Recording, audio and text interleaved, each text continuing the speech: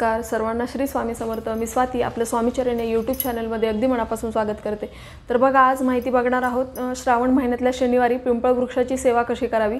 हा खूप प्रभावी उपाय आहे आणि हा प्रत्येकाने करावा। जर लग्नामध्ये काही अडचण असेल, संसारिक काही अडचण असेल किंवा पितृदोष असेल, पत्रिकेमध्ये शनिदेवांची साडेसाती असेल किंवा आलेला पैसा घरामध्ये टिकत नसेल, तर अशी कुठलीही समस्या जर तुमच्या बाबतीत असेल तर पिंपळ वृक्षाची ही सेवा आपल्याला आवर्जून करायची आहे। श्रावण महिनाच नाही तर दररोज ही सेवा करावी, पण दररोज करणं जरी शक्य नसेल तर श्रावणातले आपले प्रत्येक दिवस हा महत्त्वाचा मानला जातो आणि या महिन्यात किंवा या दिवसामध्ये केलेली सेवा ही आपल्याला कैक पटीने फळ देत असते।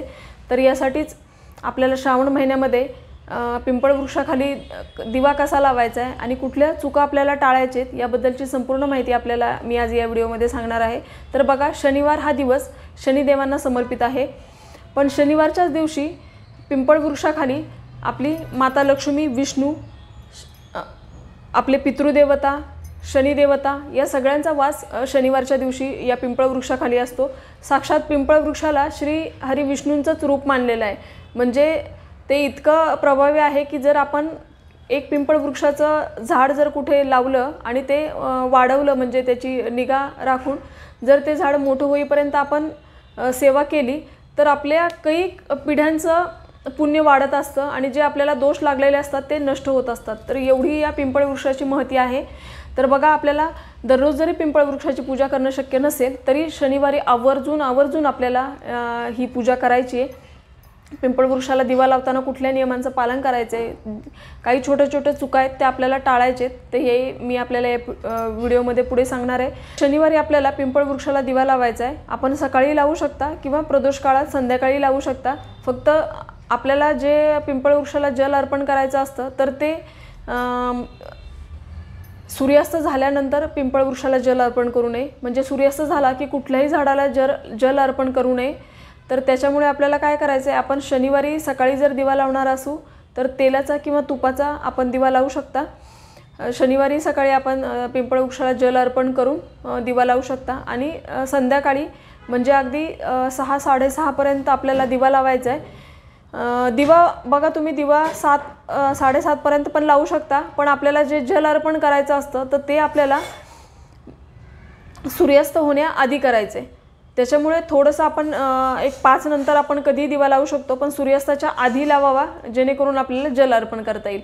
तर आपल्याला काय करायचं आहे, शनिवारच्या दिवशी एक चौमुखी दिवा किंवा मातीची पंती ही आपल्याला घरून घेऊन जायचं आहे। पिंपळ वृक्षाला घालायला पाणी, थोडेसे पाण्यामध्ये काळे तीळ घालून आपल्याला ते पाणी अर्पण करायचे। तर तसे थोडे तीळ हे आपल्याला घरून घेऊन जायचे। बऱ्याच वेळेला काय होतं की झाडाखाली पंती असते किंवा कोणाच्या तरी पंतीमध्ये तेल असतं, मग आपण तिथेच त्याच पंतीमध्ये वात घालून तेच दिवा प्रज्वलित केला जातो। तर अशी चूक आपल्याला करायची नाही आहे। जे पण आपल्याला पूजेसाठी सामान लागणार आहे ते आपण घरून घेऊन जाणार आहे। एक मातीची किंवा कणकेची पंती, थोडेसे तीळ, तेल आणि वात, जोडवात आपल्याला करायची आहे। जर आपण चौमुखी, मी फोटो दाखवल्याप्रमाणे चौमुखी दिवा लावणार असू तर एक वात करताना आपल्याला 2 जोडवात घ्यायचे, त्याची एक वात करायची। अशा प्रकारे आपल्याला वेगळ्या 4 दिशेला 4 वाती लावायच्यात आणि मग दिवा प्रज्वलित करायचा आहे। जर कणकेचा आपण दिवा बनवणार असू तर त्याच्यामध्ये आपल्याला चिमूटभर हळद मिक्स करायची आहे पिठामध्ये आणि मग ते पिठापासून दिवा बनवायचा आहे। हे सगळं सामान घेऊन पिंपळ वृक्षाखाली जायचं आहे, पिंपळ वृक्षाला जल अर्पण करायचं आहे, नमस्कार करायचा आहे।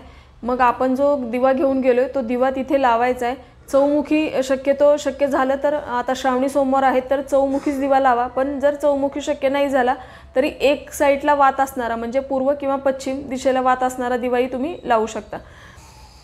मग त्याच्यामध्ये थोडंसं तीळ घालायचेत आणि बघा, कुठलाही दिवा लावताना आपण त्याला आसन देणं खूप महत्त्वाचं असतं। तर त्याच्या दिव्याच्या खाली आपण जिथे दिवा ठेवणार आहोत तिथे थोडंसं फुलांच्या पाकळ्या किंवा अक्षदा याचं आपल्याला आसन द्यायचं आहे आणि दिवा अशा प्रकारे ठेवायचा आहे की आपल्या दिव्या जे झाड आहे त्याला कुठलीही इजा होणार नाही।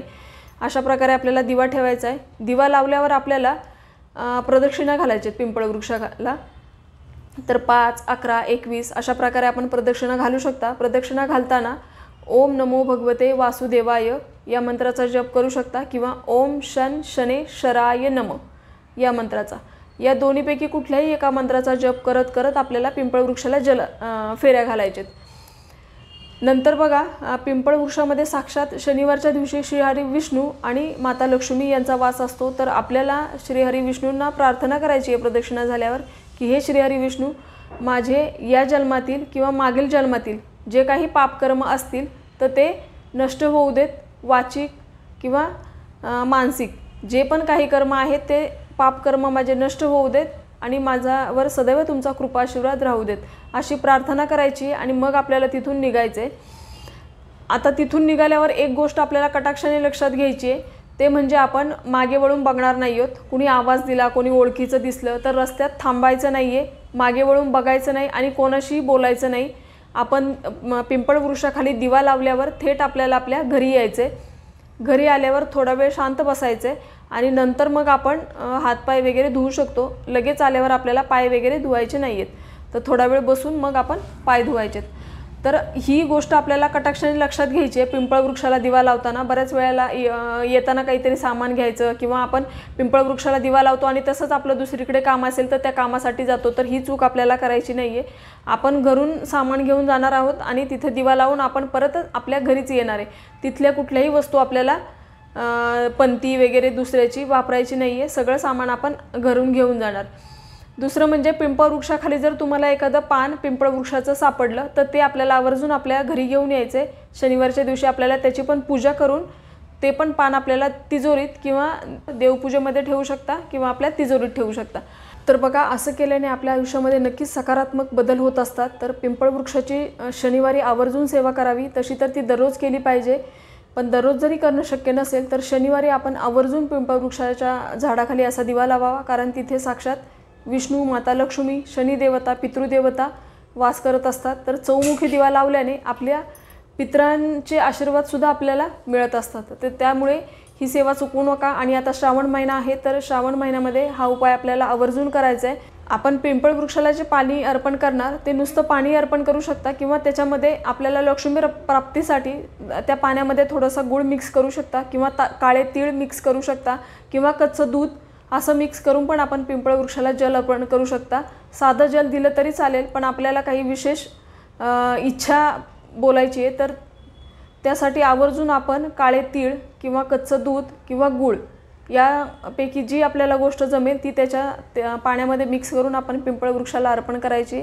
तर अशी ही छोटासा उपाय आहे, पण तितकाच प्रभावी आहे। प्रत्येकाने हा उपाय करावा। आणि बघा, अमावस्या, पौर्णिमा, श्रावणातले शनिवार, आठवड्याला येणारे शनिवार, तर या दिवशी आपल्याला आवर्जून पिंपळ वृक्षाची पूजा करायची आहे। आणि सर्वात महत्त्वाचं म्हणजे आपल्याला चुकूनही रविवारच्या दिवशी पिंपळ वृक्षाला स्पर्श करायचा नाही आहे, त्याच्या सावलीमध्ये पण जायचं नाही आहे किंवा तिथे दिवाही लावायचा नाही आहे, कारण रविवारच्या दिवशी पिंपळ वृक्षाखाली अलक्ष्मीचा वास असतो। तर त्या दिवशी आपल्याला पिंपळ वृक्षाला स्पर्श करायचा नाही, पिंपळ वृक्ष तोडायचा नाही, त्याची पानं तोडायची नाही किंवा जवळपास पण पिंपळ वृक्षाच्या जायचं नाही आहे। तर रविवारचा दिवस हा आपण लक्षात ठेवायचा आहे त्या दिवशी। तर ही छोटीशी माहिती जी मला तुमच्यापर्यंत पोचवायची होती, झालेली सेवा मी श्रीहरी विष्णूच्या चरणी रुजू करते आणि आजचा व्हिडिओ इथेच थांबवते। सर्वांना श्री स्वामी समर्थ।